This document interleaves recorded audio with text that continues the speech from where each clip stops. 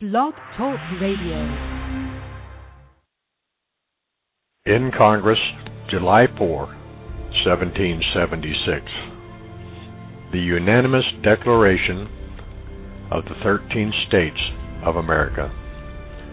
When, in the course of human events, it becomes necessary for one people to dissolve the political bands which have connected them with another, and to assume among the powers of the earth the separate and equal station to which the laws of nature and of nature's God entitle them, a decent respect to the opinions of mankind requires that they should declare the causes which impel them to the separation. We hold these truths to be self-evident, that all men are created equal, that they are endowed by their Creator with certain unalienable rights, that among these are life, liberty, and the pursuit of happiness, that to secure these rights, governments are instituted among men, deriving their just powers from the consent of the governed, that whenever any form of government becomes destructive to these ends,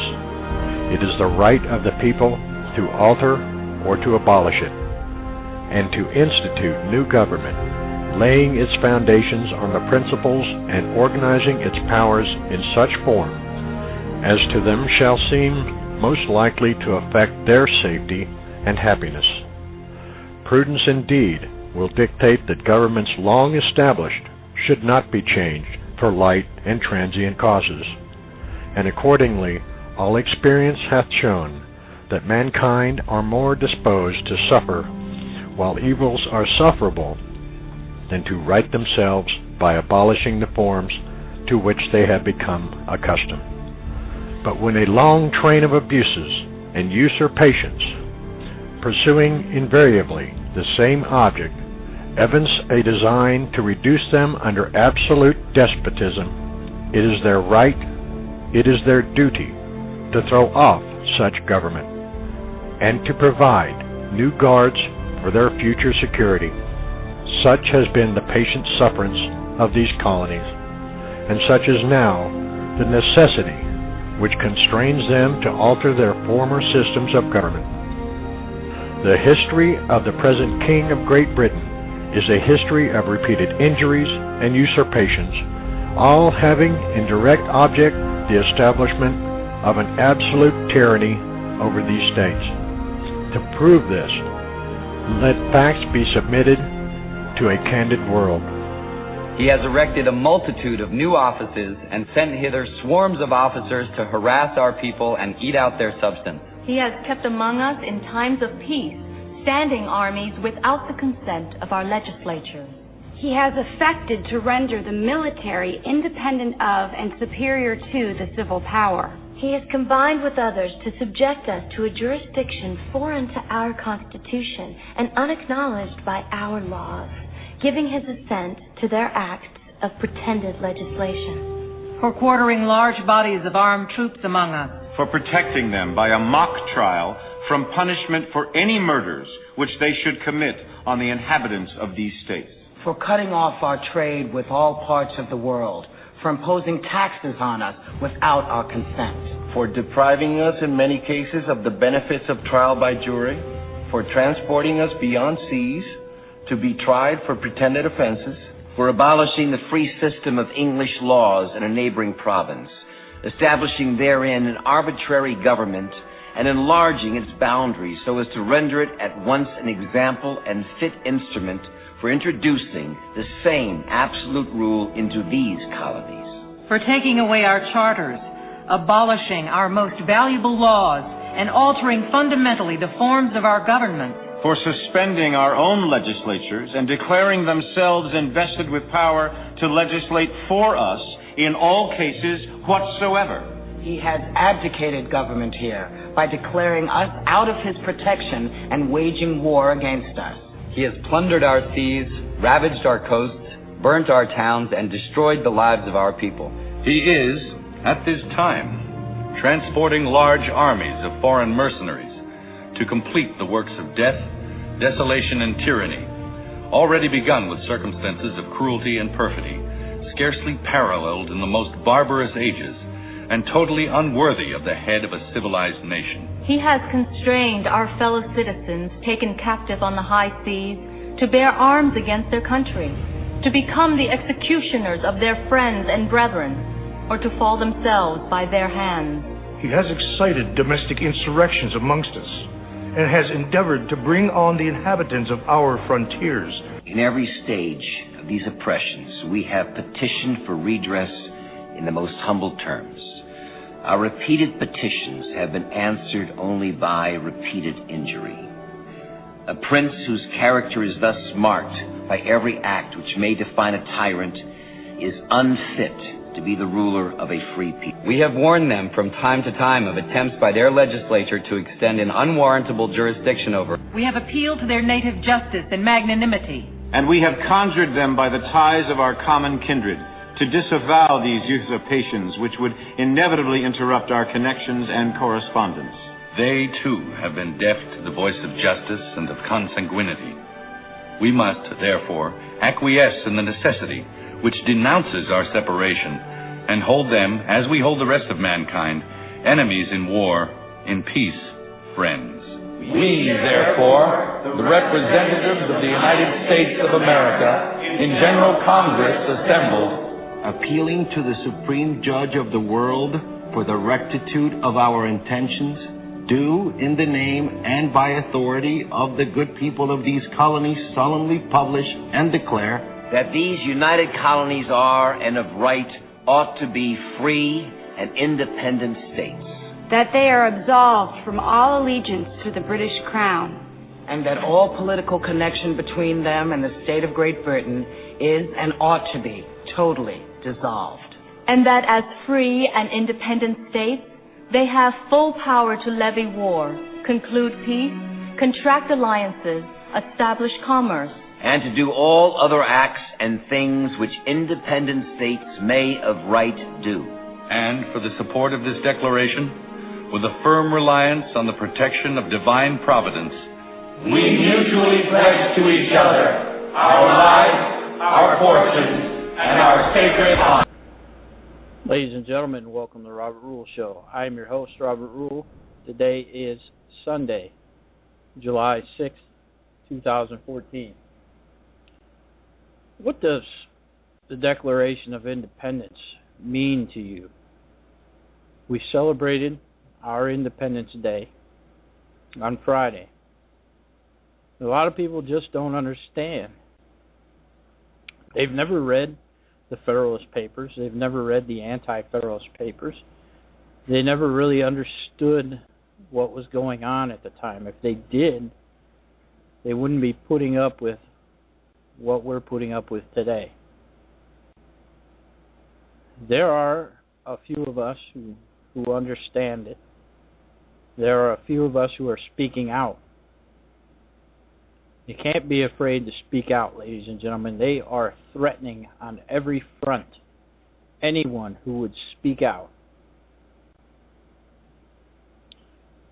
I'd like you to go and read the Declaration of Independence and see if any of it is relevant to today.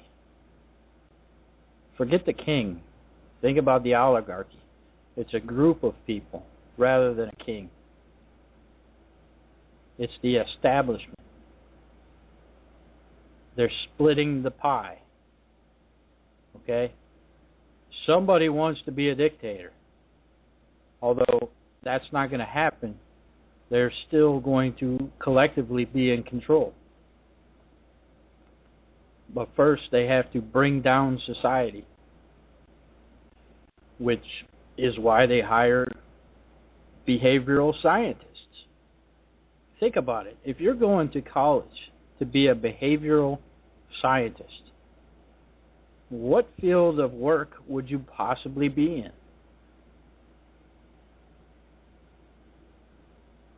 Social engineering, maybe? Government employee?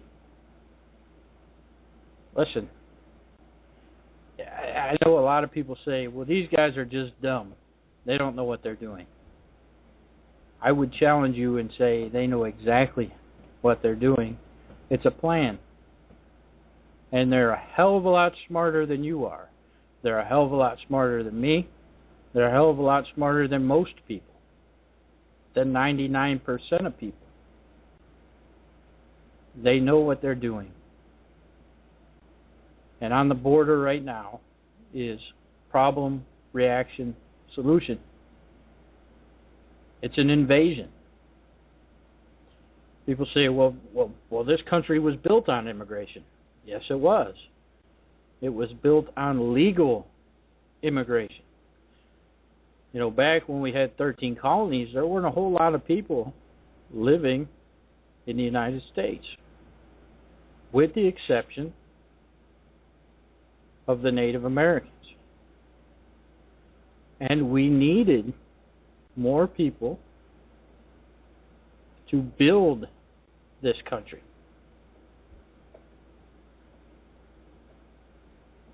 But when you have a constitution like ours, when you have the greatest document ever written in human history governing your society, and you let's say 1 million people in without learning the Constitution, without learning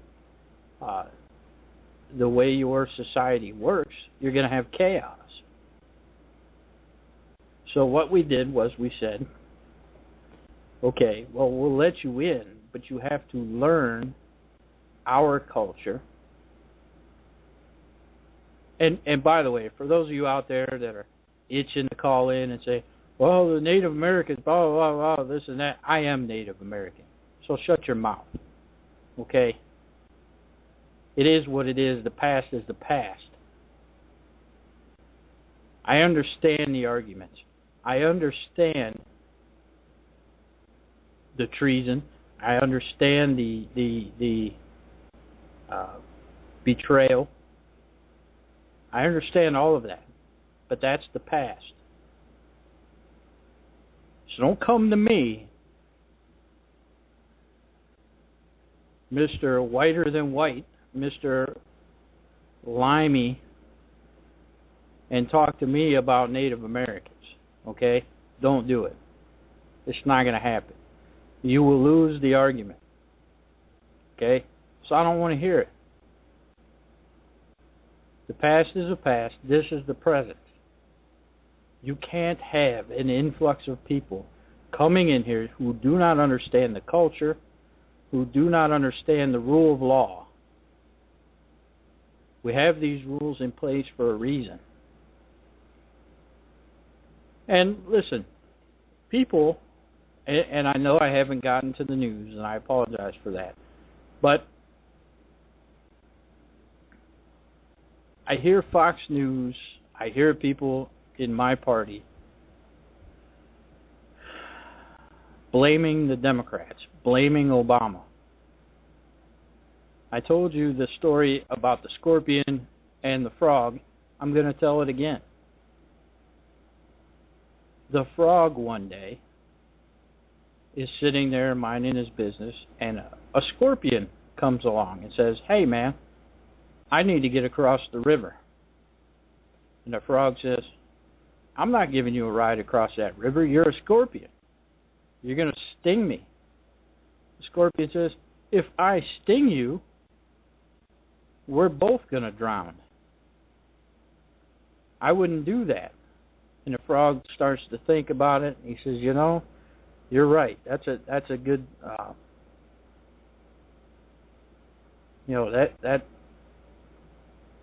that's a good thing you brought up there. So the frog agrees. He's going to take the scorpion across the river because if the scorpion stings him, they'll both drown. And the scorpion said he would never do that. So they get halfway across the river, and I know I'm blowing this story, okay, but it's the principle of it. They get halfway across the river, the scorpion stings the frog, and the frog says, why did you do that? Now we're both going to drown. And the scorpion says, I'm a scorpion. That's what I do. Democrats are never going to change. These socialists are going to get away with whatever you will let them get away with. You let them get elected. Now you're going to blame them? But whose fault was it really? Did you put a good candidate against them? Did you put a liberty candidate against the socialist? When you fight a war, you're up against a war with some big guys, big 6'5" warriors. Are you going to put a little bunch of little tiny politicians in the war against them? No, you've got to fight fire with fire. So you're putting these little mama's boys kiss asses who have paid their dues, who are next in line, who think that they're owed something by the party for the money that they've contributed. You're putting them against these take no prisoner socialists who would rather see you dead rather than a liberty candidate who will get in their face, who will bring the truth of liberty, who will knock them backwards with the Constitution, with liberty, with freedom, and you're not going to do it. Instead, you have little quotes. Let me read some of the little quotes here. I know this has happened. There was a recent election where a liberty candidate did win. And here's what I heard. Quote, elections have consequences. What does that mean? I'll tell you what it means. It means we didn't approve this person, therefore the Democrat will win because we aren't going to support you. That's basically what they're saying. At the same time, they say that if you don't support the establishment candidate, the other candidate will win. Why are you preaching the very same thing you warn against? Because this is a ploy, ladies and gentlemen. These are the little play on words that they use. Okay? They don't like when you run against their candidate. They say you are not you're not a team player. You are a team player. But you think that somebody else could do the job better, and that's what they don't like. They already have their set people that they want in there, people that they can trust, people that have kissed ass. Listen, followers never lead, and leaders never follow. If you want a person that can do the job, you don't want a follower. That's why businesses are going down the drain, because all the little kiss asses get the management positions. I've been in the corporate world. I know how it works. And they are lousy managers because everybody hates them. Nobody wants to work for somebody they hate. Nobody wants to come into work every day and do a real good job and stay after hours to work for an asshole. They don't want to do it. Here's the second one. Quote, we have to choose an electable candidate. And here's the meaning. Trust us. We have chosen this person, and they are electable. Listen, anyone 18 years old and a United States citizen is electable. So don't let them fool you with that crap. Remember Ron Paul? Let me see if I can find a clip here. This is Ron Paul on Fox News with the whole electable bit. Another question about electability. Do you have any, sir? There's always the question as to whether or not you are, in fact, viable. Your differences with the Republicans. All right. So they joked about it. They laughed about it. That's why Ron Paul lost. Because the big thing, and it came down the chain of command, it came down from the top. Hey, everybody, psst, psst. Let's laugh and joke at Ron Paul, call him crazy old kook, and tell everybody he's not electable. He was the smartest man on the stage. Listen again, and then listen to his answer. Another question about electability. Do you have any, sir? There's always the question as to whether or not you are in fact viable. Your differences with the Republicans with the rest of the Republicans on this stage has raised questions about whether or not you can actually win the Republican nomination, sir. Well, we've only had 2 little primaries so far, so it's pretty premature to decide which one is going to be the candidate. But, you know, when you think about it, if you measured everything I've ever said, every vote I've ever taken against the Constitution, you know, I'm a strict constitutionalist. Are you suggesting the Republicans should write me off because I'm a strict constitutionalist? I'm the most conservative member here. I have voted, you know, against more spending and wasting government than anybody else. So you're suggesting that I'm not electable and the Republicans don't want me because I'm a strict fiscal conservative? Because I believe in civil liberties? Why should we not be defending civil liberties? And why should we not be talking about foreign policy that used to be the part of the Republican Party? Mr. Republican Robert Taft didn't even want us to be in NATO. And you're saying now that we have to continue to borrow money from China to finance this empire that we can't afford? Let me see if I get this right. We need to borrow $10 billion from China, and then we give it to Musharraf, who's a military dictator who overthrew an elected government, and then we go to war, we lose all these lives promoting democracy in Iraq. I mean, what's going on here?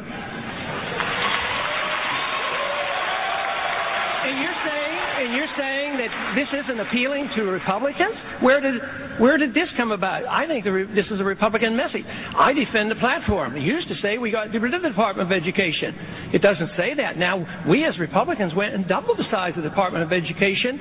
So where have we gone? I think we've lost our way. And then the insinuation that I am less Republican because of that? Congressman, thank you very much. We have to take one more break. We'll be right back with one of the most contentious issues of the day. Stay tuned. Epic fail by that little weasel on Fox News. You know, you guys need to start thinking for yourselves out there. Here is the third one that I'm going to read tonight because we have to move on. Here's the quote. We have to elect the most conservative person who can win. And what is the meaning of that? They aren't conservative at all. But we stuck that word in there so you'll be okay with it. So you'll go along. And you know, you people out there, it's a mind game that they play with you. Anyone who speaks the Constitution can win.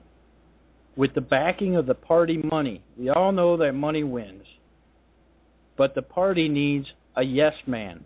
Somebody that they can depend on to do whatever it is that they're doing.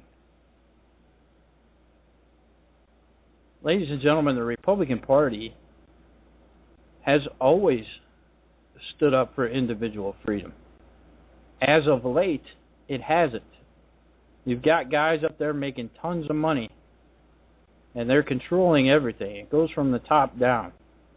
There's a lot of people who would like to keep their positions, and so they don't speak out. I don't have a position, so I'm speaking out. But this is the time. This is the critical time that you need to stand up and be heard and not be afraid. If everyone were to stand up, who's going to sit you down? All right. Ladies and gentlemen, I'm going to go through... No, I'm going to save the headlines for later because I know Dave Macko is our guest tonight for 15 minutes. I have my co-host Mike who's joining us tonight, and we got a lot to get to. So, without further ado, I'm going to bring on Mike. Mike, what's going on, brother? Hey, how's it going, Rob? How are you tonight? Peachy.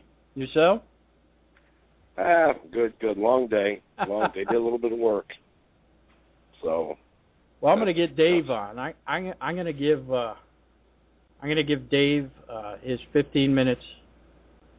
Good deal. But before I bring on Dave, I want to say I don't like to speak ill of my party, Mike. You know that. Right. But sometimes you have to. Sometimes you have to say you're doing the wrong thing. And I'm not asking you to agree with me, Mike. Okay. Because I don't want you to be chastised, but I am not afraid. Well, okay, well, go ahead. I'm sorry. Okay, I just want to say that people like Steve Linneberry, who wanted to run for Attorney General, I believe it was, who was a very good man, very good attorney, and it would be perfect to have a libertarian as Attorney General with the two parties because he wouldn't favor either one. I mean, am I right in saying that or am I not? Well, you are because he's from the outside, from the two-party system, as as said. But what I could go ahead. But the Republicans blocked him. He did everything right. He got the signatures he needed, and they blocked him. Well, I think his only recourse would be to sue, wouldn't it? Well, he did, and he lost. Well, because he could again, appeal. Yeah, he could appeal to the federal courts. Then the federal courts might have some, resolution regarding that. See, it's, big. But I know it's that, tough. But Mike, that would go against everything that we believe and everything that he believes, which is the states have rights. If you're running to the federal government, then you are in turn saying that the federal government has the power and the states don't. Well, see, the thing is, Rob, I believe in states' rights first. I believe in the state should, supersede the federal government. So we have to be quite clear and honest with ourselves and everybody. The state's not perfect, okay? And once in a while, the state gets things wrong. A lot of times the state gets things wrong.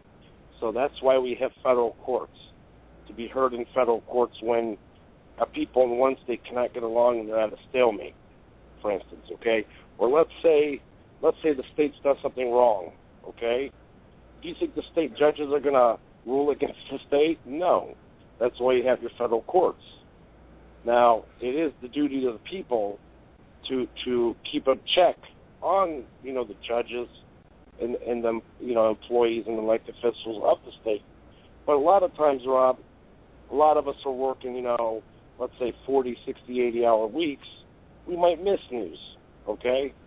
So then you have, what we say the safety net, which is the legal system. That's how I believe it should be run. You know what, Mike? You bring up a great argument. And I think it's a perfect segue to bring Dave Macko on. Thanks for that. That was pretty good. Welcome. Dave, welcome to the show. Thanks for having me on again, Bob. You've brought up many, many topics to cover in 15 minutes. Let's see how far I can get. First of all, the Congress of the United States has the obligation to defend our borders, defend the state from invasion. They have miserably failed on that. That's another reason to impeach Barack Scorpion Obama. Okay. Regarding the Republican Party, God bless you. I hope you can straighten that, but most of the people have been trying to do that for the last 2 years have been stabbed in the back, and they're still being stabbed in the back. Look at this case in Mississippi where the neocon rhino or Rockefeller Republican or whatever you want to call that character, Cochran, actually went to the Democrats to defeat the Patriot Constitution candidate. Okay, regarding the Libertarian Party lawsuits, they have, regarding Steve Linneberry and Charlie Earl, they have taken place both in the state and federal courts. Personally, I'm a bit pragmatic in that instance. We have to use whatever weapon we have to try to restore liberty and restore honest government and restore honest elections. There is one case remaining, which is to overthrow what we call the John Kasich Re-Election Protection Act, and that right now is the only means to get Charlie Earl and Steve Linneberry back on the ballot. You do have, everyone in Ohio does have the opportunity to vote for Kevin Nedler, our state chairman, for Secretary of State, and for Bob Bridges, our political director, for Auditor of State. So every citizen of Ohio has the right and the ability to vote Libertarian. in November. Also, if you have the good fortune to live in the 5th, 10th, or 14th districts, which is my district, you can vote for Libertarians for Congress. You can also vote for Libertarians for state legislature in some areas. I do have some bad news for everyone who is planning to hear Charlie Earl in Portage County in Kent Tuesday night. He will not be appearing at the Libertarian Party meeting at the in Portage County. Unfortunately, he fell from a ladder and broke several ribs. There's no reason to think this was planned by anyone, and he is expected to make a full recovery. But for those who are planning to go Tuesday night, you're not able to do that.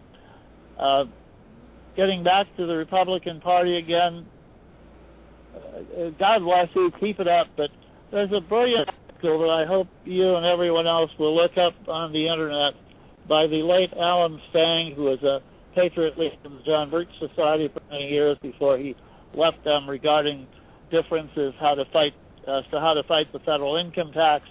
And the title of his article just about a year before he died was "The Republican Party Red from the Start," so R-E-D as in communist red start. Okay, those are basically, one other thing. A mutual friend of ours was on your show several weeks ago talking about certain activities of the Libertarian Party, especially in the 2008 election, which displeased him and actually which displeased me.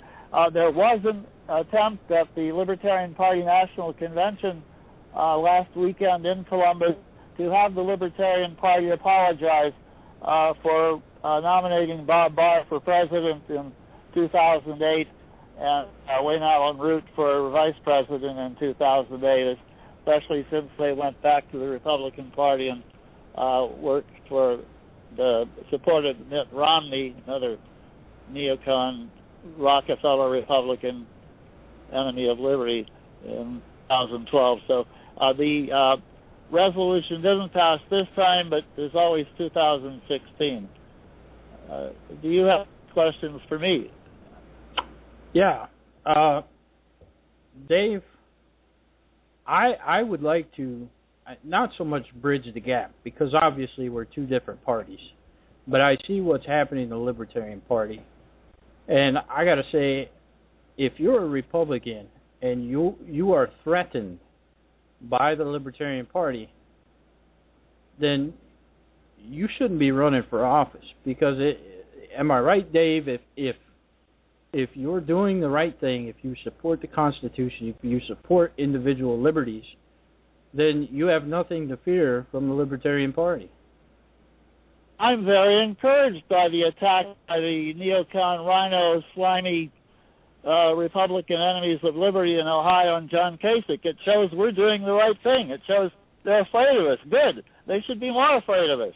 Hopefully, if they get sufficiently afraid of us, the better elements of your party, elements led by Ron Paul, who's the greatest living American statesman, and people like Matt Lynch, who agreed, whom I was in agreement about 80% of his platform. Hopefully, the good people can take control of the Republican Party from the scum which have risen to the top now. So the fact that the Libertarian Party is being attacked as we are is proof that we're doing the right thing. We need to do more of it, and we need to have more help from people instead of saying, oh, libertarians can't win, we can't do this, the negative to it constantly. I believe this whole negativist idea is promoted by the enemy to paralyze us. We have to stand up, work harder, and scream louder. I was listening to Alex Jones today on the Sunday evening show. He's better than ever. He's right down there in Texas where this invasion of our country is taking place. Well, what are your thoughts on that? I mean, if you were sitting in Congress right now, what would be the first thing that you would do with this invasion that's going on? That's what I would call it, too. It is an invasion. I'd impeach Obama. Obama, yes, he's a puppet. Yes, he's a figurehead. But until the puppets and figureheads are shown there are consequences for being puppets and figureheads. Each one will continue to be worse than the previous one, just as Obama is worse than Bush. Bush was worse than Clinton. Clinton was worse than Bush Sr., and it goes back and forth. The last American president was Calvin Coolidge 90 years ago. What did you think about... I just celebrated my aunt's 90th birthday today. She's one of the last persons alive who was alive when we had an American president, someone who believed in the Constitution, someone who actually cut taxes, who cut spending, who cut the tax rates. Mike, do you have a question? Now they're traitors. You know, you got a fan here. My co-host Mike is a fan of yours since we've had you on the show. Mike, do you have a question? Actually, no, I don't. No, I a lot of stuff I agree with Mr. Macko. The only thing is where him and I disagree is it's about, me being a Republican. I mean, it's like being American, We don't like a lot of the things that are going on in the country today, but I'm not going to leave the country. You know what I mean? I know party's a little different than national sovereignty, but, a lot of stuff Mr. Macko believes in, I agree with him, so. What do you say that, Dave? If the United States falls, there will be no place to go to. Why do you think the enemy has built up the armed forces of the United States? Why do you think half the world's military spending is on this country? It's not to defend America. If it was to defend America, we'd bring all the troops home tomorrow morning and put them on the southern border where they belong. Right, to defend but this country. Mr. Macko, it's a total fraud. Yeah. Right, but Mr. Macko, remember something. When the country was, when we first declared our independence, we didn't have a regular standing army as we do today. We had a militia. And in my belief, that if it gets very bad in this country, I think people will stand up at that time. I'm a firm believer that it has to blow up before people shake their heads and go, oh crap, we better do something. That's what I'm a firm believer of. I tend to agree with you. Again, the fact that, first of all, the militia consists of all citizens of the United States, male and female, black, white, yellow, brown, red. Right. That's why Obama is trying to take our weapons. So we'll be helpless for the invasion, before the police state. And people are waking up. They're certainly not waking up fast enough. They'd be sending me more donations and more people would be contacting me how to help. But I hope everyone listening who lives in the 14th district will at least vote for me. Send them a message. If you were a Matt Lynch supporter, don't get angry. Get even. Vote for me. Right, but here's the thing. When they were busting illegal aliens in this country about a week ago, I believe, a bunch of people got together to stop the bus. And what was not reported, and I'm kind of shocked, was the fact is that the federal government had called the sheriff in that county and the police to arrest these people. And you know what those people did, or the police and the sheriff did? They refused orders from the feds. Good. Imagine that. That's what we need. Because the feds are traitors. But let me say this though, also, Mr. Macko. In order, and I'm not going to get into details, but in order for the sheriff and the police to refuse the feds and have any power, the state must back those counties, meaning that the state even backed the sheriff's call on it and told the feds to back off. When you have that situation, okay, that's when the American system, in a sense, kind of works. I was very happy to see that. The problem is, with one sheriff out there, as noble as I believe he is, he doesn't have the support of the state. Which, no sheriff can take the state on or the feds alone. Because what will happen? Go ahead. I'm a radical, Mike and Dave. Uh-oh.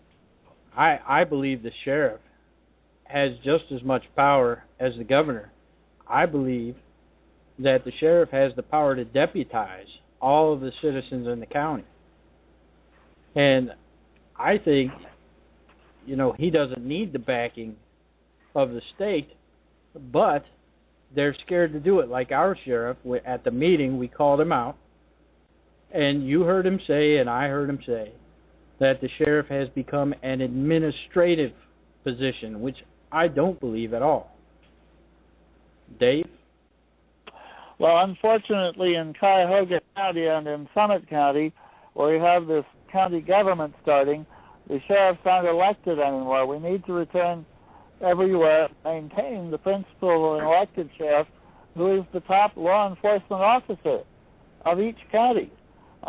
Big sheriffs, people like former Sheriff Richard Macko, are the example which the other ones should follow. They've taken an oath of office to defend the Constitution of the United States and to defend their state constitution. And if they submit themselves to unlawful, unconstitutional federal acts, then they are violating their oath of office. Then they should be removed. Mike? Voted out. Well, in theory, the sheriff is the top law enforcement official in the county, and I agree with that. The sheriff should be the last stop. But in reality, unfortunately, the feds don't play by the rules, as all three of us know, okay? And what the feds do is they sit there and they go, well, the sheriff's abusing, racist, and everything else, and they tie the sheriff in the multi-million-dollar lawsuits in the county. They tie the county and the sheriff in millions of dollar lawsuits. If they don't win the civil suits against the sheriff in the county, costing taxpayers millions, then what they'll do, they'll file federal criminal charges against the sheriff and those who support him.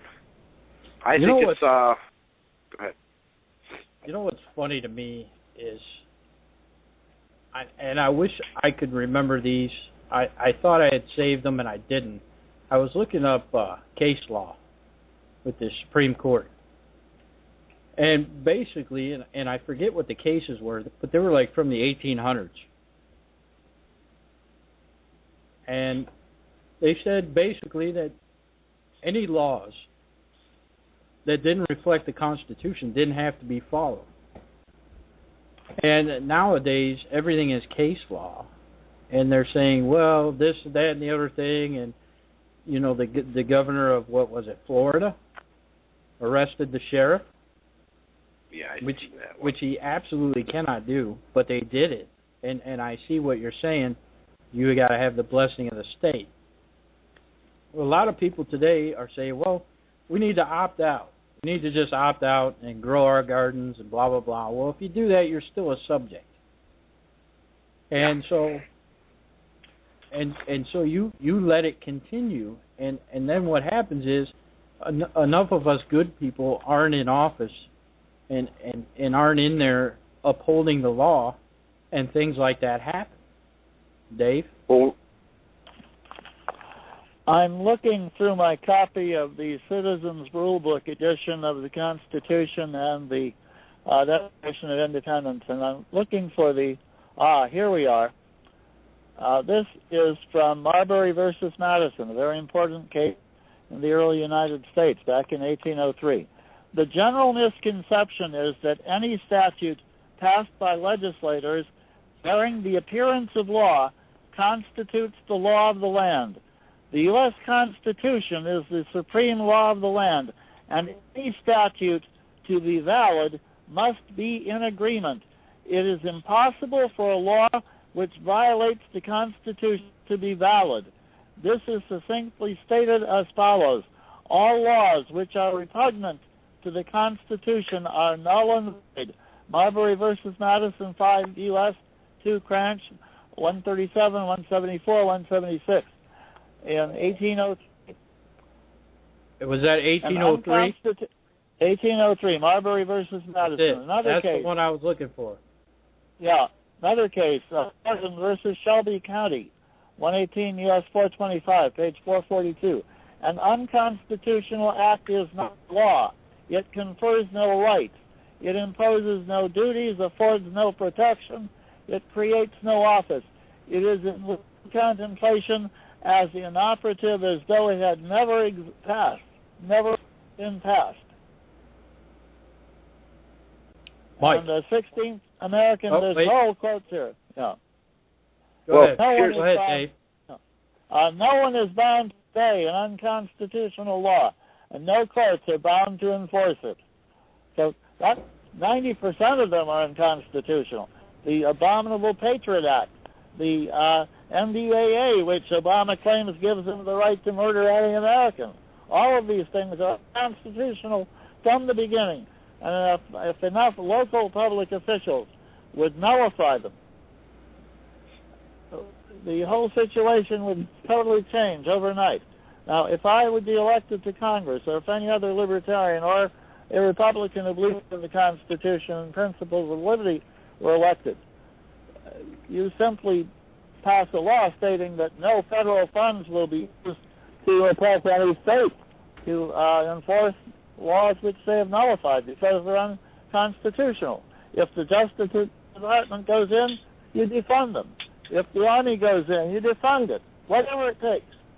If you have to shut down the government completely, that is a much better alternative than becoming slaves. Well, here's the thing I can say about that, okay, which I concur with Mr. Macko. Because it is, it is actual fact and history what he's reading. Here's what I hope I can explain it well enough. Basically, what's going on is this, okay? Back in the Roman times, you had the Roman Empire, okay? There was a few believers of Christ, but then you had majority believing in pagans, okay? Well, here's the thing. Whereas you might have some believers of the Constitution, most believers don't believe in it, or they just don't care, okay? What needs to happen is, we're not going to win in the courts, guys. We're not going to win in the political offices. We're going to win by only, changing people's minds, making them understand that, hey, you have these constitutional rights. But what's going on, a lot of it's wrong. Because, and once you get the will of the people of numbers, at that time, even the most cowardly politician will stand up to defend, the Constitution. That's how my belief, I think, it needs to be done. I agree. So, that's the problem. I totally agree. It's a societal problem right now. It's not, young people don't care about the Constitution or their rights. They care about if the electric's on to play their PlayStation. Take that PlayStation away, oh my gosh, they're going to go ape crap. If the Chinese start trooping here and put communism, oh, I don't care, my electric's still running and I can play my game. Oh, who cares, they took the one game, but I got the other 50. That's the kind of society we're in right now, gentlemen, unfortunately. So. Schools and the establishment media, which is the enemy. Almost 60 years ago, when Robert Welch founded the John Birch Society, he pointed out that political action depends on educational action. You need to educate people, just as you were talking about a few minutes ago. Educate them as to the Constitution. The good news is that, yes, there are many apathetic and downright stupid people out there still, but as the situation worsens, which Obama has done an excellent job in worsening the United States, more and more people are waking up. Right. And what I believe is when the youth start seeing people being taken to jails, okay, for stupid things, I think the youth will finally get mad just out of sheer anger and revolt. Well, they're going to be suffering. I'm 72. They're going to be suffering under this system a lot longer than I do if they don't. Well, you guys are younger. Gentlemen, Gentlemen, we have to take our break.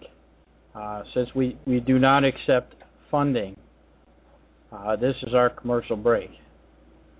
So this is the time to use the restroom, grab another beer, whatever it is you're going to do. Okay, there it is. Good thought. I'll be back shortly. All right. Obamacare. Fun. Cool. YOLO. At Obamacare, we believe in saying the words affordable health care so that young people will love us and sign up like lemmings. Sure, you pay 2.5% of your income in penalties, but young people don't have to worry about that because you don't have a job. Work sucks.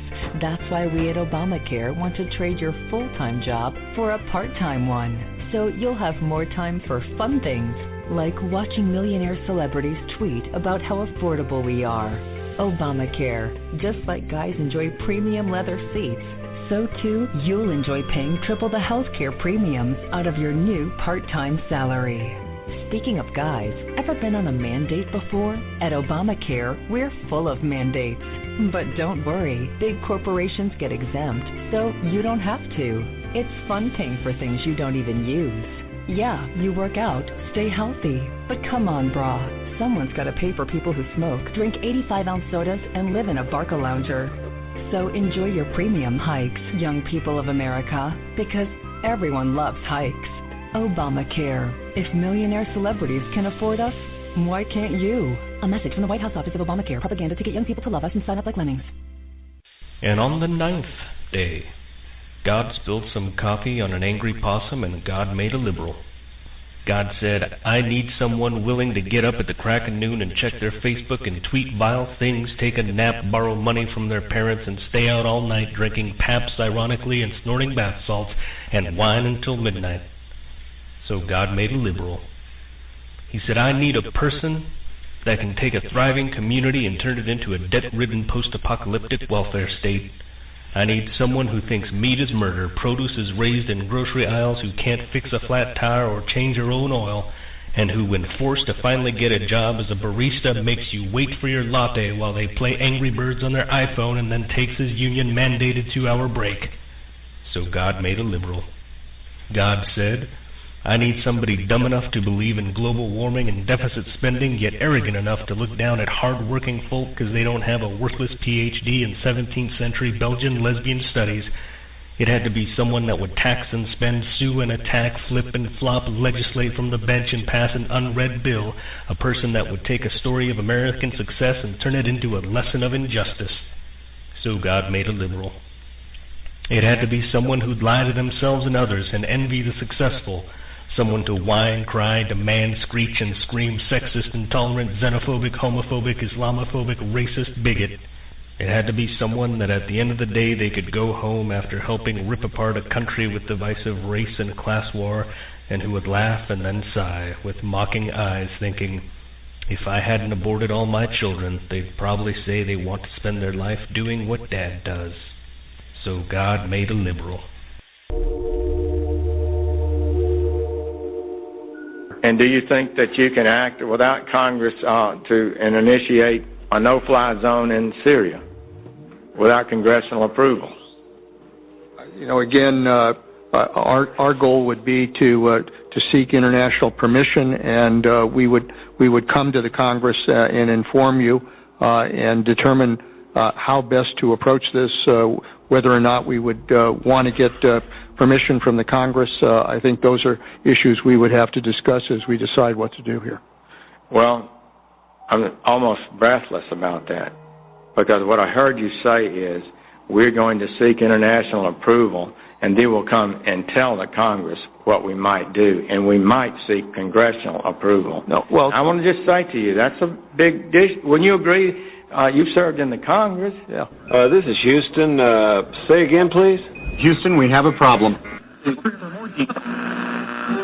I find your lack of faith disturbing. Broadcasting live from FEMA Region 5, you're listening to The Robert Rule Show.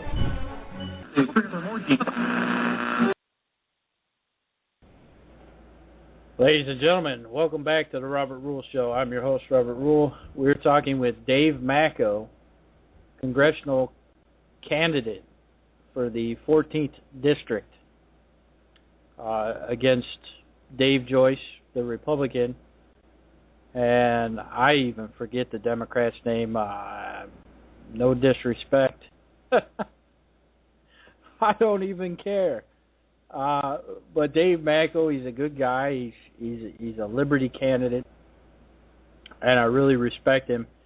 And I don't think that the Republicans should be keeping these people out. The thinking of the Republican Party is that they'll take votes away from the Republicans. Well, here's my challenge to you. If you were for individual liberty, if you voted with the Constitution, the Libertarian Party wouldn't be a threat to you. They formed the Libertarian Party because you strayed. You moved away from the things that we hold dear. And that's why they started that party. Now, I'll never go to the Libertarian Party. I can't do it. I am going to stay and fight. I've been a Republican all my life. But I am not afraid to have good candidates like this on my show. So, back again, here is Dave Macko and my co-host thank you Mike. again. Thank you again. I'm honored by your compliments and honored to be on your show. And I just want to tell I admire your perseverance in sticking with the Republican Party, trying to fix it. I don't have the stomach for it, but if you do finally at some time decide you've had enough of them, you can't stomach them anymore, you do have another home, Robert, and the Libertarian Party would welcome you. Well, thank you. Thank you very much, You're welcome. Dave. You're very welcome. I want to get into, I would like to, and I know we just got back from the commercial break, and we're going to jump right into another clip. But this is important. This is the interview with David Icke. Have you heard that, Dave? Yes, I did. He was on Alex Jones' show, I think, about a month ago, and that was rebroadcast over the July period, too. Icke is a very interesting person. He's been proven correct. What, Mike? I said, oh, boy, is this the guy who thinks there's reptilians? Yes, the lizard people, yes. Now, oh, boy. Now, people think he's crazy because he talked about lizard people, but that's actually what put him on the map. It was pretty much a metaphor, Mike. It wasn't, he didn't literally mean there were lizard people, but that's around the time that movie came out, They Live. You remember the famous line, I'm here to chew bubblegum and kick ass and I'm all out of bubblegum? Right. When he had the glasses on, he could see who the people really were. And so it's kind of a metaphor, and I think it's genius. And you really have to be on an intellectual level to understand what he's actually saying. And we're about to get deep, ladies and gentlemen. We're about to get intellectual on you. And if you can't comprehend things on an intellectual level, I can't help you. So, without further ado, Dave and Mike, sit back. Could I make one more comment?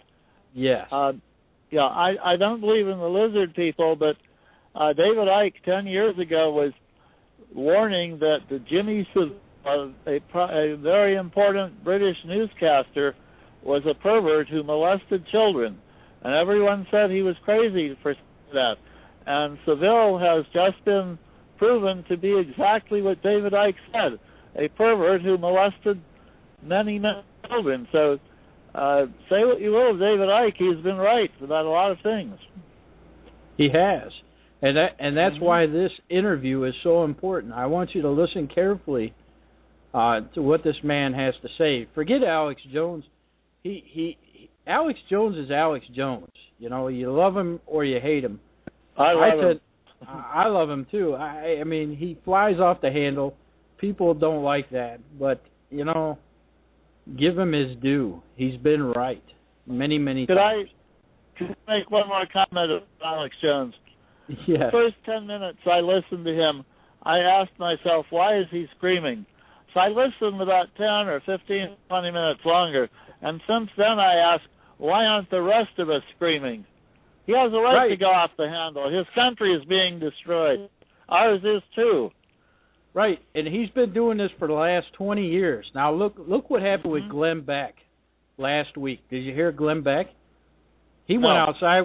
Glenn Beck started screaming and went outside with his gun and started firing his gun.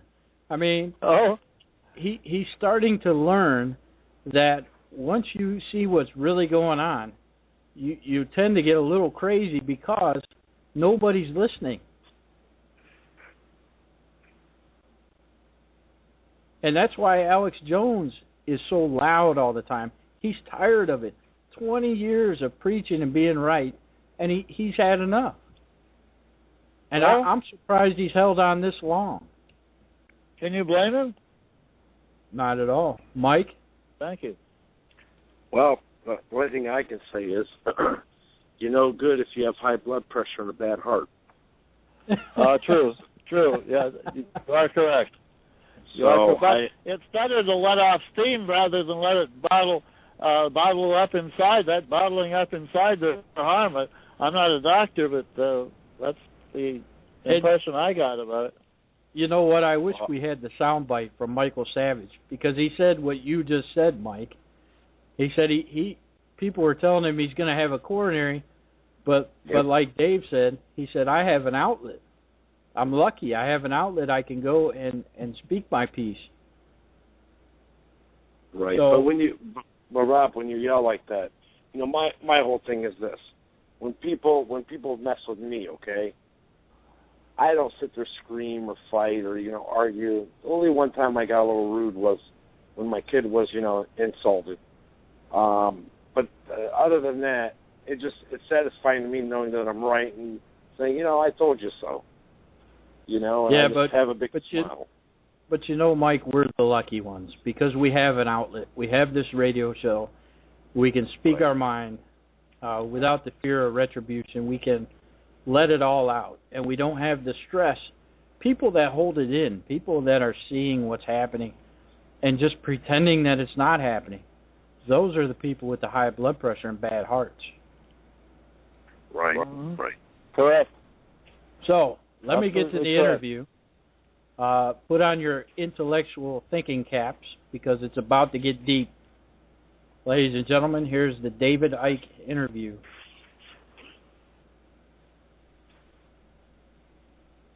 Now, I'm going to ask David that question in a moment and expand out what this new phase means. But some days I'm totally calm. Some days I'm screaming for an hour. Not as much as I used to. But I'm not in my comfort zone with what's going on. Our government publicly changing the name to Al-Qaeda. You can hear them in PR boardrooms coming up with this new thing, like Coca-Cola, a new name, ISIS. Makes it sound really cool. They're committing all these crimes, and it lets me know what they want to do to me. Wherever Christians are, not big establishment Christians, but old communities of Christians worldwide, the globalists want to go in and exterminate them. I want to get David Icke's take on that because I have the raw numbers. The UN even admits that's happening, and getting a lot of other issues with David Icke. Briefly, that really enjoy thinking they get something, you get nothing. And that's the New World Order predatory philosophy. And there's a battle for the future of this planet. DavidIcke.com is his website. We're very honored to have him on with us today. I'm going to try to give him the floor now and let him break down all the questions I've thrown out about what is this next level the elite are moving into. In the football game analogy, we are seeing a big awakening, but where does he expect all this to go? David Icke. Well, it's been a progression, clearly, along a road going way back. People like George Orwell and Aldous Huxley with 1984 and Brave New World, they weren't coming from their imagination entirely, or even much of it. They were coming from a point of view of having access to the projected agenda. And they both said that. They both said that in public white papers. Yeah. And, in my last couple of books, I quoted a man called Dr. Richard Day, who was a Rockefeller insider. He was an executive of Planned Parenthood. And in 1969, he was addressing a meeting of pediatricians in Pittsburgh, Pennsylvania.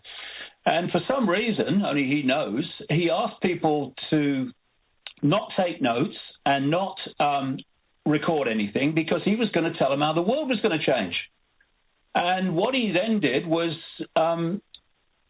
tell them what was coming and why. And one of the pediatricians did take notes and later did some interviews before he died explaining what this Richard Day said. And what Richard Day described, and remember, 1969, it's what, 20 years after Orwell, and he was describing the world we're living in today, or moving more and more in today, in all aspects of society. This is a plan that is projected forward in great detail. Therefore, what's coming is what they plan to come, and that will be upping the ante. It will be increasing the pressure. It will be moving further along the road in all these different areas, everything from GMO and food to additives like that, to the radiation agenda, which is phenomenal. You mentioned iodine a few minutes ago, Alex. Millions and millions and millions of times more radiation, technologically generated, than there was 50 years ago, that we're now kind of living in, like this sea of technological radiation. And given that we have an electromagnetic field, an electromagnetic level, that is going to impact and does impact upon us. And if the electromagnetic level, the electromagnetic field, which some people call the auric field, is disrupted by technological radiation, that plays through into the body as a distortion and a disruption, and we call that mental or emotional or physical dis-ease.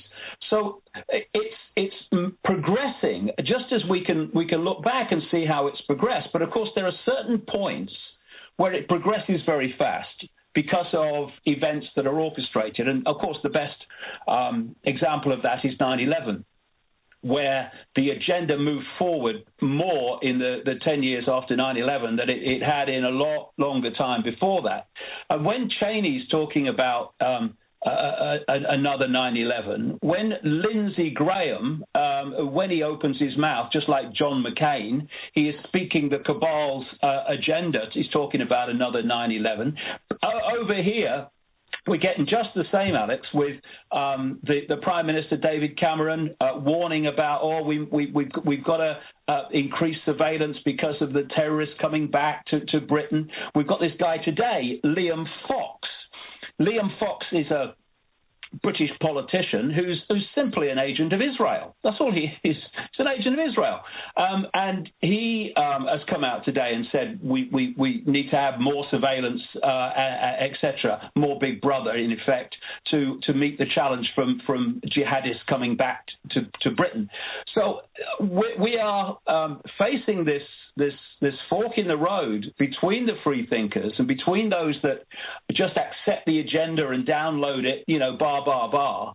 And the number that go that way or that way will decide where we go as a human race, because we've shown when they wanted to move the Syrian invasion, which is what it is, in fact, they wanted to move that along because it was behind the timeline. People opposing that stopped that bombardment and affected the agenda, because people like you and me and all the others that do this, the idea is not to be proved right. It's for what the agenda is not to happen. It's about using that information to head off what's happening. And so it's not just about, watching your own prison being built. Oh, look, they're putting the roof on now. Look, you see that? I told you they'd do that, didn't I? We need to stop the roof going on. And one of the things that is fundamental to that is that we put down the fault lines of divide and rule. Because what's happening in the Muslim world, in the Middle East, is just classic divide and rule. We have different factions of politics. We have religions played off against each other. We have, scientific belief systems played off against religious belief systems. We need to put that down and say, hold on a second. There's a common theme here, and that's that we're all the target for this unfolding global fascist agenda.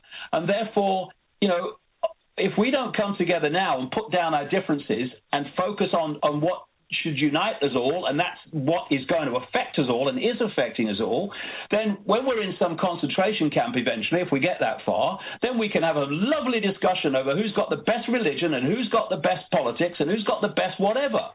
But by then it will be too late. And what they want, if you're targeting a vast population, and there's comparatively few of you, and my goodness, it's so few at the core, in the shadows, in the center, then you have to divide and rule the target population. And we allow it to happen so easily. I mean, look at the Middle East. I mean, we have people at war with each other over some argument centuries ago over who should be the natural or the right replacement for Mohammed. I mean, are we children? Are we mature adults, or are we children? And I'm sorry, in some cases, like what's happening in the Middle East, I apologize to children for using that analogy. But this is happening all over the place, where people are played off against each other. And while we're divided and ruled, we will be one thing. We'll be ruled. It's in our hands. We have the numbers, but only if we come together. I don't care what your religion is. I don't care what your politics are. I care if you truly care about freedom for everybody. Then we've got a chance. David, when I raise this point, it's not for us to talk about how great we are. More and more I realize the fact that I've been so successful, you've been so successful, Ron Paul and others have been so successful, because I get the calls, I talk to folks on the street, I even talk to my detractors. They go, yeah, I don't like you, but you woke me up. Why have we been so successful at getting people to realize that the Federal Reserve's not federal? I mean, remember when it was so hard to just get people to realize that private banks control the Bank of England, that private banks ran the Federal Reserve, that there was a plan for a new world order? Now all that's admitted, that there was a plan to put satellite tracker boxes and taxation boxes in all the cars. Now it's here. People now are listening to us and realizing they may not agree with our in-game analysis, but this is going on. But they say, well, what are we going to do anyways? Well, what are we going to do if the rest of it comes into fruition? Because we can see the globalists want to turn off the resources. The globalists want us sick and dead. The globalists believe they're going to merge with machines and become gods, which is what the elite have been told by the spider at the center. Whatever that is, we're living in a science fiction horror movie, but simultaneously there is the beauty of my children and playing with my dogs and sunsets and friends and honorableness. There's so much more good in the world. It's a very delicate balance I'm trying to get at. Some people ignore the New World Order and say, I'm just going to live a great life. That's how I beat them. But then you allow their evil to grow. But if you just focus on their evil and fight it, you become so pessimistic that then they defeat you because you're focused on them. That's almost like a form of worship. So where is the balance in that? Because I feel in my gut, and I intellectually see, we are entering the most incredible time in human development ever that will decide our fate, not just here, but on 1 trillion star systems. Literally, this is a great test, and we're about to go into this zone. We've entered the edge of it, the jump point, the flash point, the critical mass point, and I just want to somehow, I just constantly feel like I should be doing better as I enter this key point, because it's just so humbling to be at this point and to see the understanding, my understanding, accelerating. The stuff I won't even get into on air. It's so incredible. You've talked about it, but I keep a lot of my own views private because they're just too incredible. I mean, I just feel sorry for the people that serve the system now. I realize they, as you've said, don't even know what's going on. General Petraeus doesn't even know. I mean, I'm beginning to understand it's so compartmentalized is what I'm getting at. Yeah, it's incredibly compartmentalized, and if it was not, it couldn't work, because you have to keep people right up, really close to the spider, really, in ignorance of the full magnitude of what's going on. And, you know, if you concentrate only, and I'm not saying people shouldn't, I do this, we need to know this, but if you concentrate only on the level of banking scams and manipulated wars, you're still just walking around the outer rim of the rabbit hole, really. You've only just started to enter it. It's so deep. And it's understanding the nature of reality is fundamental to understanding what's actually going on. And because the daily experience of people and what they've been taught in the education system and by mainstream science is that, you know, this world that they're living in is real and it's somehow solid, although quantum physics has proved, of course, that it can't be. I mean, you talk about atoms making up a solid world. Atoms have no solidity. How can they? It's an illusion. And once you realize it's illusory, once you realize it's information, decoding information, it's like the wireless internet. And you look around, I've not got the wireless internet here, but if I had, you wouldn't be able to see it. It's an information field within the unseen to the tiny, tiny frequency range, visible light that we can actually see and experience. It's ridiculous how narrow visible light is, our visual world that we think is We're basically blind. Out of National Review, this is what an open border looks like. And you can just walk back and forth however you want. It's totally wide open. They've ordered a stand down. We've documented that. Meanwhile, they now have the Army and National Guard and State Guard at public events all over Texas, at marathons, at kite festivals. You show up and the Army. Now, remember, you pull up in a green field. There isn't even an entrance at Zilker Park. But they're there just searching people. And again, I'm not against the troops from Camp Mabry. The media will say he's against troops. That's the mind control. A suicide bomber would just go bomb the checkpoint, and that just happened in Pakistan last week. But the whole issue is that the government's running and financing them with the airlift of evil, everything David was talking about. He's graciously said he'll stay with us 20 minutes into the next hour to get deeper into the rabbit hole, to talk about solutions, to talk about all the pedophile scandals that he first talked about, that, you know, he said BBC is basically run by pedophiles. He worked there. Now it just keeps coming out. There's so many movies like Under the Skin that parallel what David Icke says is at the center of the spider web. And he hasn't seen it yet, but he said, oh, I want to talk about this.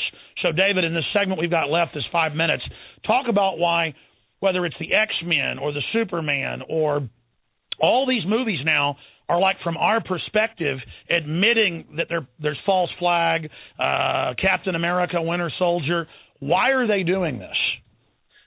Well, in the nature of reality and the way we interact with reality and the way that thought manifests as what we experience, I have this phrase: what we believe, we perceive, and what we perceive, we experience. If you can program someone to believe something, then that will become their reality. And if you can get people to take it on collectively, that will become the collective reality. It's very much like the stage hypnotist who puts a belief system or a belief in reality, that's what they're doing, into the mind of the stooge on the stage, and then the stooge on the stage experiences that, whether it's someone naked in the audience that isn't, whether there's an elephant in the audience but there isn't, whatever. That downloaded belief manifests as their experienced reality. And, you know, I've been watching this for years now, Alex, you know, way back, and it's virtually a tidal wave in filming terms of movies that are portraying one after the other the world that they want to create, the world that the New World Order, as it's being called, is ultimately leading to. And what it's doing, it's downloading that, on one level, that belief, it's putting it in the subconscious, and that makes it much more likely to collectively manifest because of what I'm talking about. What you believe, you perceive. What you perceive, you experience. And if we take on this subconscious belief, it doesn't have to be conscious, in this unfolding Orwellian state, then we will collectively manifest that while thinking it's happening externally. And another level of it is it's making it familiar to us. It's making it, if you like, as it literally comes in, they're making it less of a shock This is a 5-minute segment. We'll have a 12-minute segment with David Icke. Then our reporters from the border with breaking news, live video, audio feeds coming up. David, you got cut off by the break. Continue getting into how this programming works, which you even read mainline psychology books, they admit, but the public isn't aware of it. And then I want to come back from break and talk about all the latest scandals, your new book, and what their world will look like if they get what they want versus the fairy tale happy transhumanism they're selling. Well, yeah, the transhumanism agenda is absolutely fundamental because they want to introduce technology to the human body. Because what we are is consciousness. That's our true state. Not form. That's just an experience of various kinds. We are consciousness. When people have near-death experiences and they leave the body and they can still see and they can understand realities and perceive realities over multiple realities at the same time. So many endless people who've had near-death experiences have told this same story. And when you come back in the body, if you like, what the body does is it locks you into this tiny frequency band called visible light. So when you leave the body, you leave that limitation that the body concentrates our reality, our attention, into this narrow band of frequencies. And what the controllers want, what the manipulators want, is to suppress our awareness, to suppress our consciousness, so we don't expand beyond this frequency band. Because once you do, you start to see the world in a different way. Because most people at the moment, although it's changing, because they are so focused on the five senses, everything is filtered through the five senses. It means that they're in this world and they're of it. The only source of information they have to get a fix on who they are, where they are, world events, anything, is information when you're in that five-sense mode alone, coming through the eyes and the ears. And who controls that? The education system, the media, and peer pressure from people who've been through the education system and been programmed by the media. So once you're in that mode, you are little more than a computer terminal on an internet. But when you expand your awareness beyond that point, and you go beyond that limitation, you start to perceive things. You start to have insights. Because now, although you're in this world in terms of your body and your experience of this reality, you're not of the world totally in terms of your perception of reality. And when people expand their consciousness and start to, in effect, look into the world instead of being in it and of it, that's when you're called mad. That's when you're called crazy, because you are seeing a reality that most other people aren't seeing. And I've used this analogy before, but I think it just so explains where we are. We live in a madhouse. And if you're born in a madhouse and you grow up in a madhouse, madness to you is sanity. And people who come into the madhouse or can see beyond it and say, actually, this is a madhouse and this is why, those that can see only the madhouse, who think it's normal, that think it's sane, they think the people that can see beyond it are mad. This is what's gone on throughout human history. And what the controllers want is they want to hold us in that five-sense reality so we don't go into that greater expanded awareness of everything. And that's why, if you look at the world, Alex, it's all about the five senses.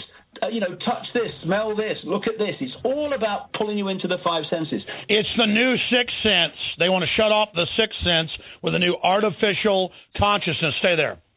We were talking about how the globalists openly try to shutter people's awareness, and that means putting you into a false kind of Times Square television box where they can feed you what they want, and we're not even outdoors.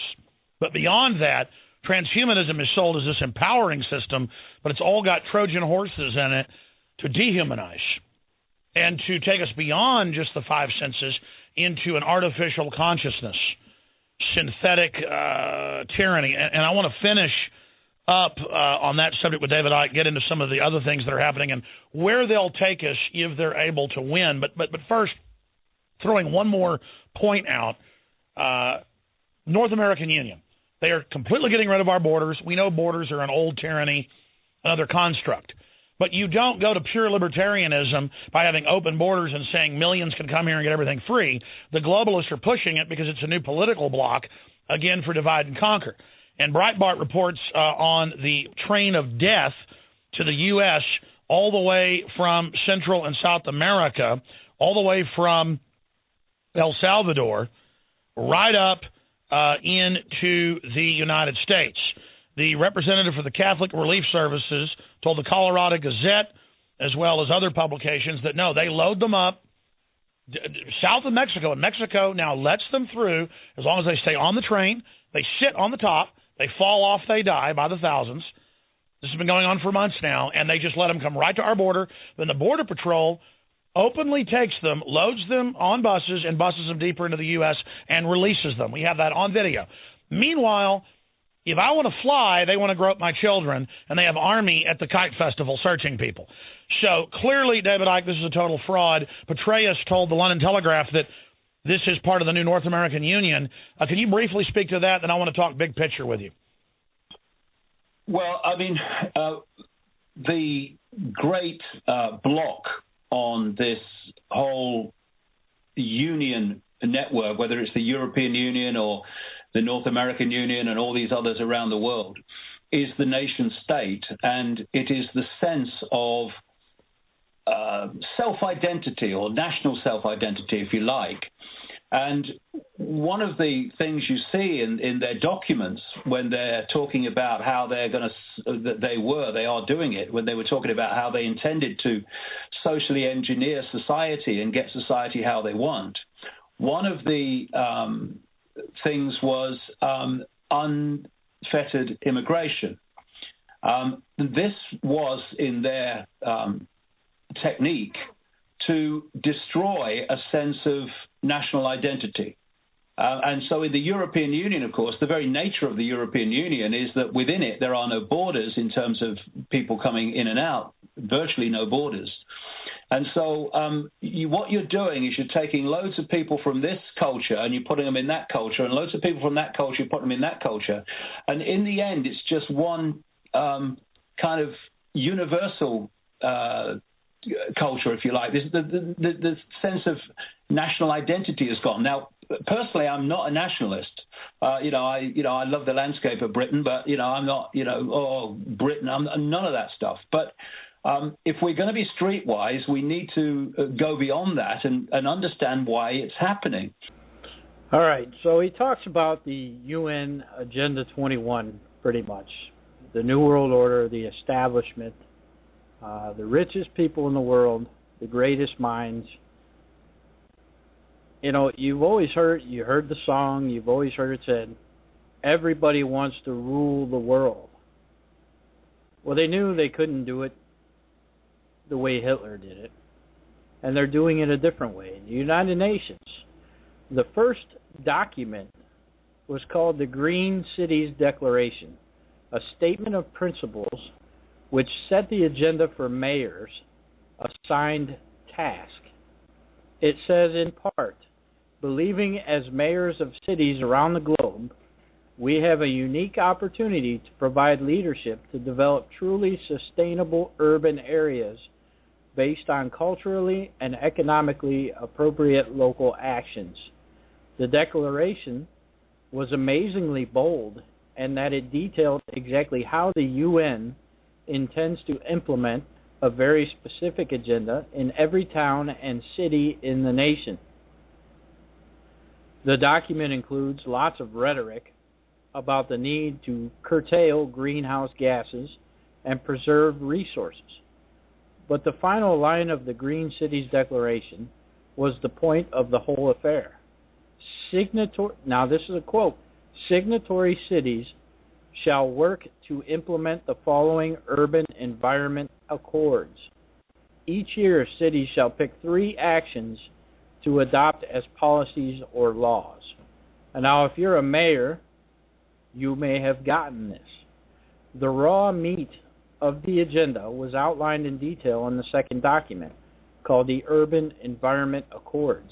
The accords include exactly 21 specific actions, as in Agenda 21, for the mayors to take, controlled by a timetable for implementation. Here's a quick look at a few of the Agenda 21 actions called for. Under the topic of energy, action item number 1 calls for mayors to implement a policy to increase the use of renewable energy by 10% within 7 years. Renewable energy includes solar and wind power. Not stated in the UN documents is the fact that in order to meet the goal, a community would have to reserve thousands of acres of land to set up extensive solar panels or even more land for windmills.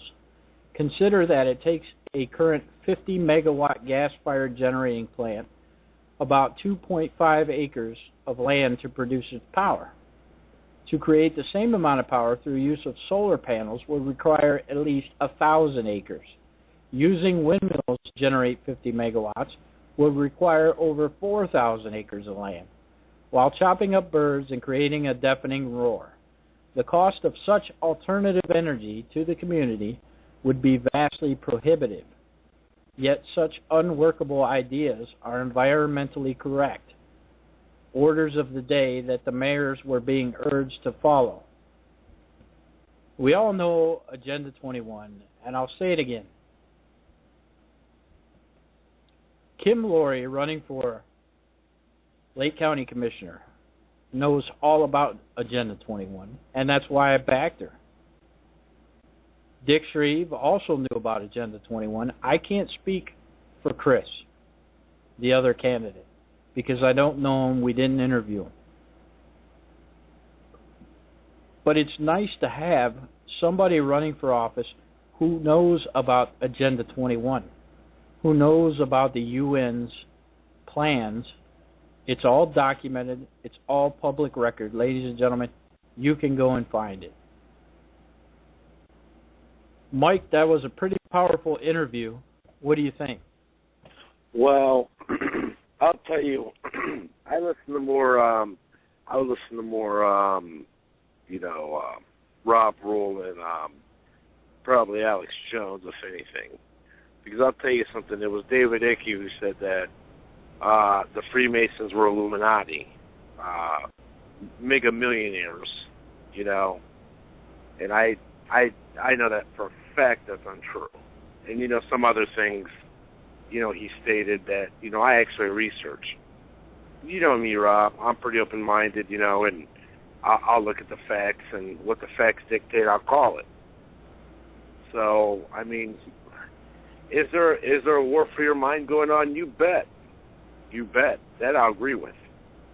Are they trying to pacify the people? You bet they are. So, do you think they got a little too deep in that interview? Do you think that the normal person would be able to comprehend that? I think so, yeah, if they were listening. And, took a serious listen to it. Because, most people are not stupid. I think most people just are lazy or they act stupid. So, Yeah, I tend to think you're right. I want to go over a couple headlines, and I think we lost Dave. I think it's past his bedtime. Dave he's an older man, so he can't stay up late hours like us young guys. And you're only as old as you feel, Mike. I have to get up for work and go climb poles tomorrow, so I'm not looking forward to that. Look at this: go on a fun vacation and go on a roller coaster, and have your face hit the desert. Then you tell me how you're going to feel. So, my goal here, Mike, is to empower people. Regular, ordinary, everyday citizens. I want them to reach their true potential. And I don't see anything wrong with that. What I do see is pushback from the establishment. And it's not intentional for me to back them into a corner.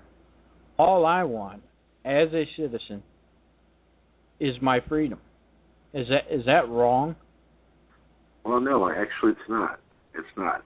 The only thing I would be careful of, and this is directed to your listeners, okay, is that you don't replace one tyrant with another one.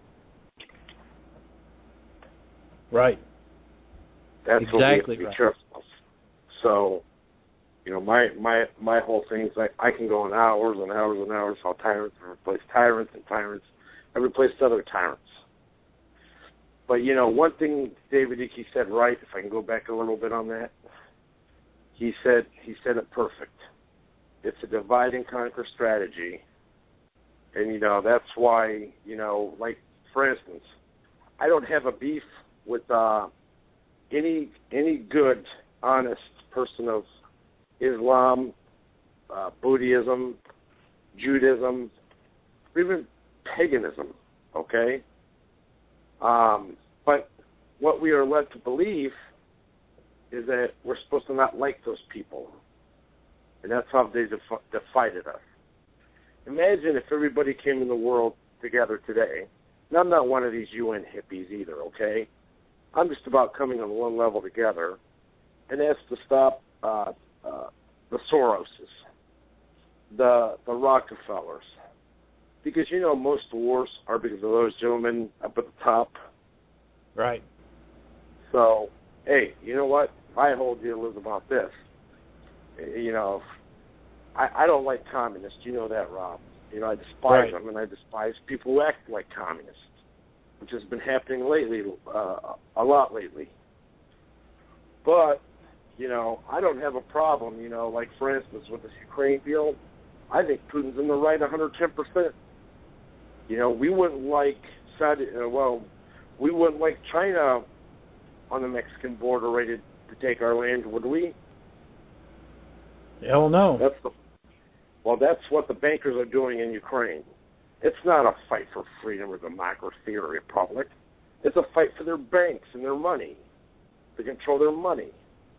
One Russian said it good, and I understand some Russian because of the Slavic languages, knowing Serbian, Croatian, and other languages.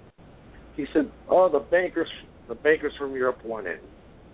They want to control our money. That's why they're here. Well, guess what? I believe him on that.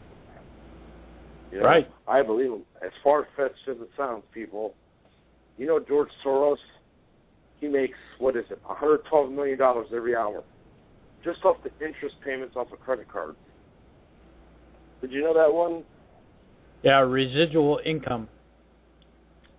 So that's. I agree with what they're David doing. on that. What they're doing is they're using the most powerful military in the world, the United States military, to conquer these other nations to do their will, I guess, would sum it up.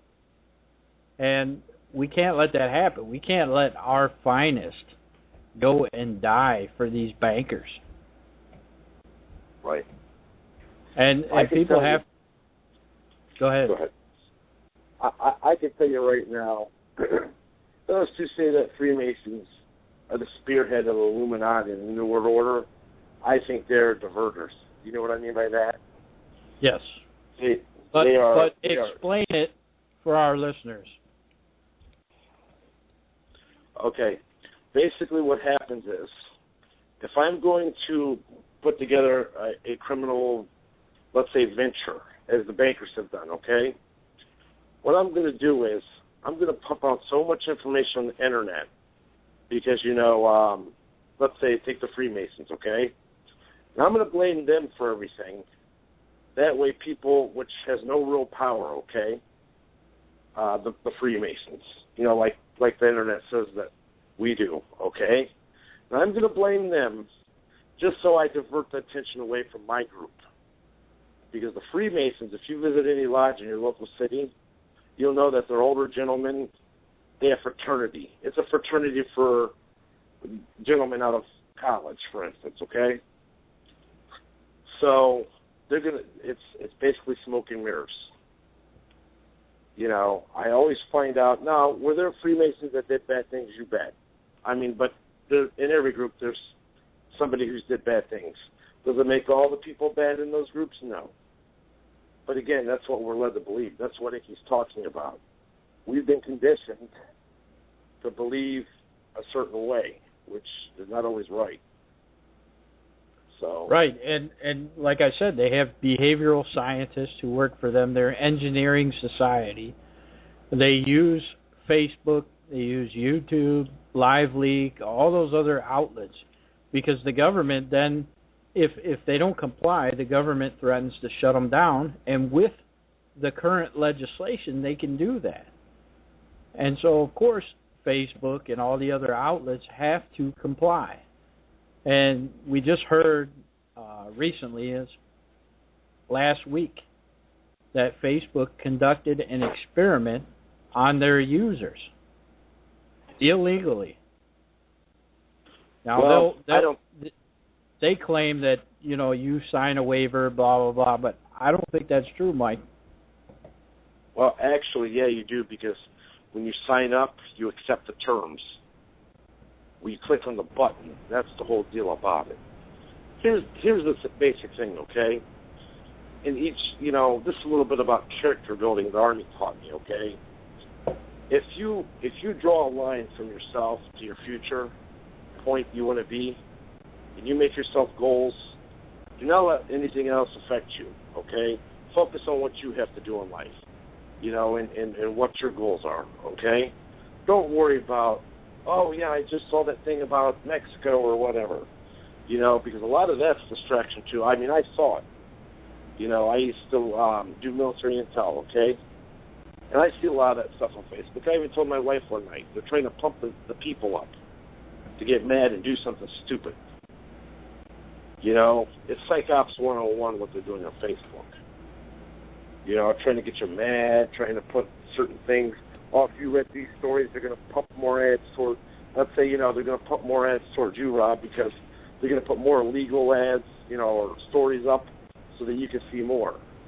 Then you would see, you know, good stuff. You know what I mean? It's like brainwashing a little bit. And you got to catch it. Because if you don't see it, you're going to be pulled in. That's the truth about Facebook. Well, they control the media. You know, we already know the major media outlets got government bailouts. That's why they're still afloat, even though they're losing their ratings at an astronomical number. People are moving to what they used to call alternative media, but now alternative media is now the real media because they are controlling everything. But soon they'll put a ban on it. Right, and they are. They're trying. But we just heard, you know, when Nancy Pelosi gave her speech, the so-called alternative media was turned away. They weren't allowed in. The police were there protecting Nancy Pelosi, and they wouldn't let the real media in. They let the ABCs, the NBCs, the Fox News, they let all them in, but they wouldn't let the real media who asked the real questions in. And I tried to find that clip. I couldn't find it. But here's what's more. Let's tell the listeners real quick, Rob, which police? It wasn't your local hometown police either. It was Capitol DC police. No, this was the local police. Really? Yes, the local police were employed to stand guard and turned away anybody who wasn't an accredited, what they called an accredited press. Now, were they moonlighting? Yes, they were following orders. Well, no. I mean, by what I mean by moonlighting. I don't know if they were on the public payroll at the time. We don't have that answer. But if they were, that is something that those people in that city need to bring up at the council meeting. Right. These are the things, ladies and gentlemen, that you are responsible for. If your local police department is engaging in something like that, you need to bring it up at your council meeting. You need to find out who was paying for that. Were you, the taxpayer, paying for that, or were they subbed out? Because what happened in your case, Mike? The police there we had a off-duty police officer working at Giant Eagle, right? Right. And police officers don't make a whole heck of a lot of money for what they do. So it's where I common. live. Yeah, and so it's common for them to take part-time jobs, dress in uniform, and get paid extra money to go in and stand at a Giant Eagle, or some of my friends go and work at the what's it called, the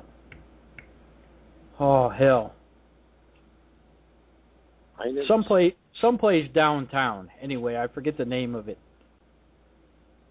But it's not uncommon to do that, and it's not wrong, is it, to dress up in uniform and go make extra money? Actually, that's state law. Whenever an officer works, let's say moonlighting, okay? By state law, they are required to be in uniform when doing so. Right. So what's wrong with that? I don't think anything is wrong with that unless the officer violates the Constitution of somebody. Okay? For instance, let's say miscellaneous surplus store tells the officer, oh, he's stealing. And the officer says, okay, hold on one second. Tells the gentleman or lady, hold on. They said you were stealing. Do you mind if I, search you? And the person says, I do have a problem with it. I would like to see evidence of, what they have that I'm stealing. And if the officer says, listen, we're going to go in the back. We're going to view the video. And if I see you stealing, I'm going to search you and find an item that doesn't belong to you, and then you're going to go to jail. That's doing it by the book. You know what I mean? Right. Well, I got to say, where you live, we're not going to mention the name of the town, but right. The Giant Eagle that everyone frequents here where I live, I don't have a problem with that officer standing there. Right. I'm comfortable with that officer standing there. And who cares if he's talking to the ladies? He's entitled to do that. You know, I would give him advice, never put your honey where your money is, but I don't care. Right. It's not affecting me. Not our business, right?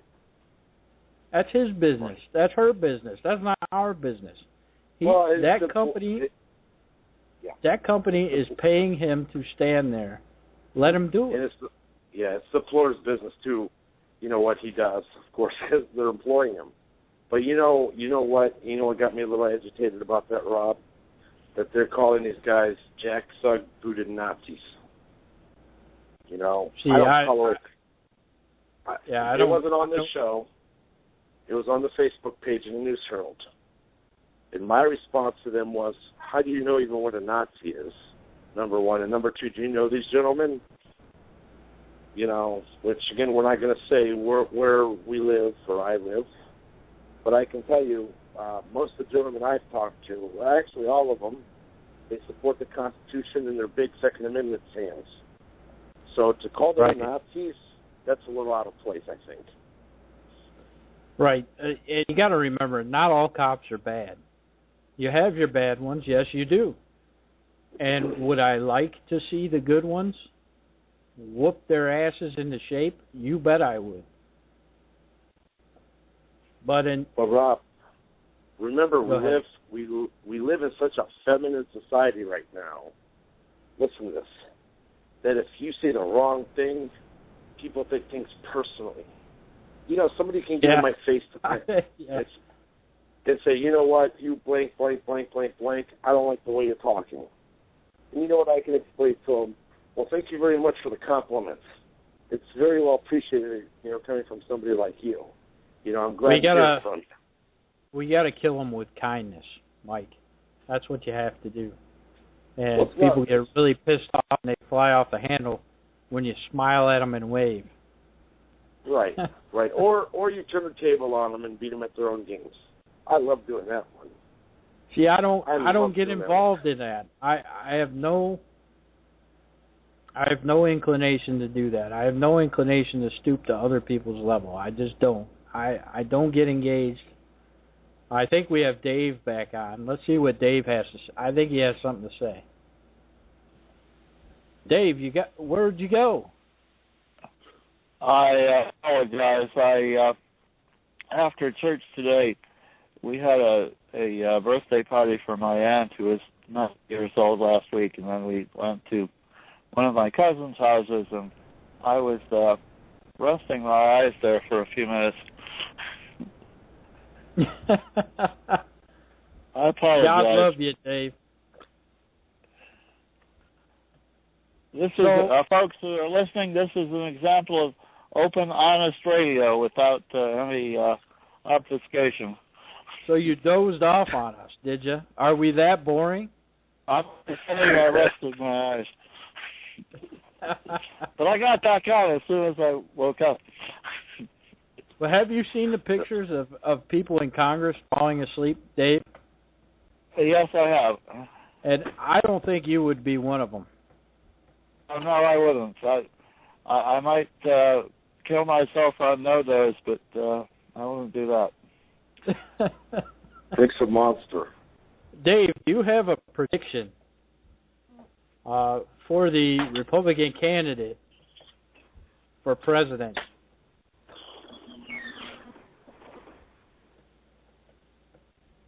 A prediction for what? For the Republican candidate for president.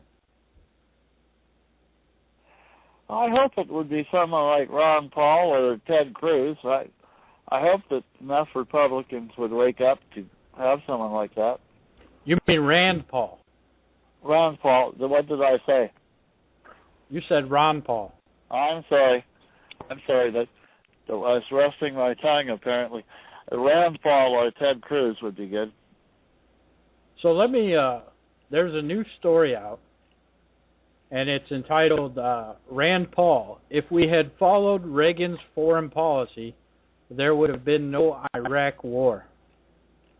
And it goes on to say that in 1984, Ronald Reagan's Secretary of Defense, Caspar Weinberger, in an effort to prevent another Vietnam from happening, laid out the criteria for engaging in war in his speech, Uses of Military Power. His rules for military engagement became known as the Weinberger Doctrine and were an integral part of the Reagan administration's foreign policy vision. Do you remember that, Dave? I remember that. I do remember that Weinberger was CFR, but I'll say Reagan had the good sense to get out of Lebanon after the 240 or more Marines were killed there. I'll give him credit for that. So what do you think overall on Reagan's foreign policy? I think Reagan overall foreign and domestic policy was highly overrated. The Cold War did end, but I think the conspiracy or the one worlders or whatever they call them had already planned to phase out the Cold War when it had served its purpose of having the American people give up so many of their liberties, giving up the principles of limited government, and also this horrible idea they began to accept that we were the policemen of the world, and this is what's been destroying our liberties and what's leading us to World War III now. And we need to bring all of our troops home. We need to stop foreign aid, and we need to get the United States out of the United Nations and the United Nations out of the United States and all of the subsidiary groups. NATO is is a subsidiary of the United Nations. Now, what was the North Atlantic Treaty Organization doing in Afghanistan? Right. Even the American people's knowledge of geography shouldn't have allowed that. Well, let me Rand Paul summed it up, Weinberger's doctrine, and here it is. It's real short.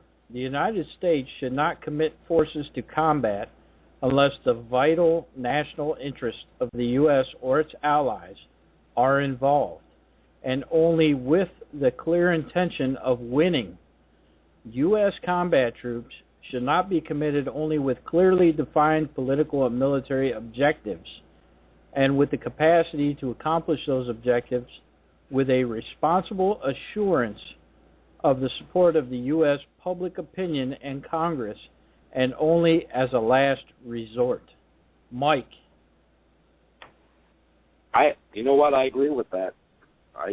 But if you recall, the majority of America supported us going into Iraq. Okay. The yellow cake. Yeah. Well, that was based on lies. Well, I could tell you something now. There was a report. One associate of mine who's an intel officer, also a patriot, directed me to this report that the European Union summed up that ISIS, wherever these clowns are, now have got a hold of chemical and biological weapons. And look at our borders, people. The border's open. Yeah, well, that also happened, if you remember, a few months ago in Texas. Some nuclear warheads came up missing. They were allowed to take them off a base, and they wouldn't say whose orders it was. And then you heard Lindsey Graham saying, South Carolina, what would happen if they bombed South Carolina?